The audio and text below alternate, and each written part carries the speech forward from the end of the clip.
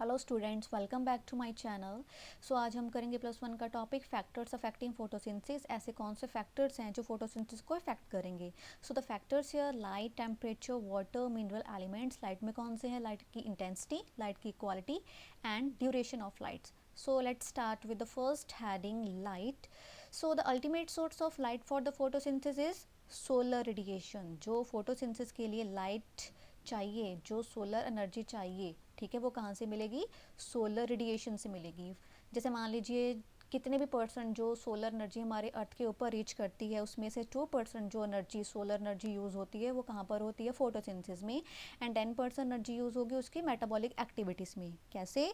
मतलब जो photosynthesis process है in which the plants can prepare their own food, जो प्लांट्स अपना फूड तैयार करते हैं उसमें से सोलर एनर्जी कितने परसेंट यूज़ होगी? 2%।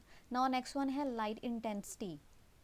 So the total light perceived by a plant depend upon its general structure. So जिसमें उसकी हाइट मैटर करती है, साइज ऑफ लीफ या और कुछ जो भी उसका स्ट्रक्चर है लीफ का वो डिपेंड करता है। तो अगर लाइट की इंटेंसिटी कम होगी तो रेट ऑफ फोटोसिंथेसिस भी लो होगा, अगर लाइट की इंटेंसिटी हाई होगी तो रेट ऑफ फोटोसिंथेसिस भी हाई होगा। सो फोटोसिंथेसिस जो है किसके ऊपर डिपेंड करती है? लाइट की इंटेंसिटी में।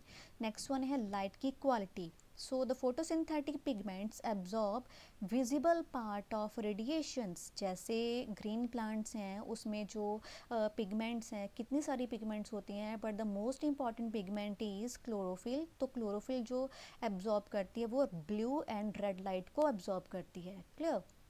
So usually the plants show high rate of photosynthesis in the blue and red light। जो मैक्सिमम फोटोसिंथेसिस होगी, रेट ऑफ फोटोसिंथेसिस हायर होगा, वो कौन सी लाइट की प्रेजेंस में होगा? ब्लू एंड रेड लाइट की। एंड मैक्सिमम जो फोटोसिंथेसिस एब्जॉर्ब होती है वो रेड लाइट में होती है as compare to blue light. So chlorophyll is very much important. Next one है duration of light. So longer duration of light period favours photosynthesis. जितनी मैक्सिमम लाइट मिलेगी प्लांट्स को उतने ही ज़्यादा फोटोसिंथेसिस में हेल्पफुल होगा। नेक्स्ट वन है temperature, second. So temperature usually the rate of photosynthesis increases by increase in temperature, for example up to 40 degree Celsius.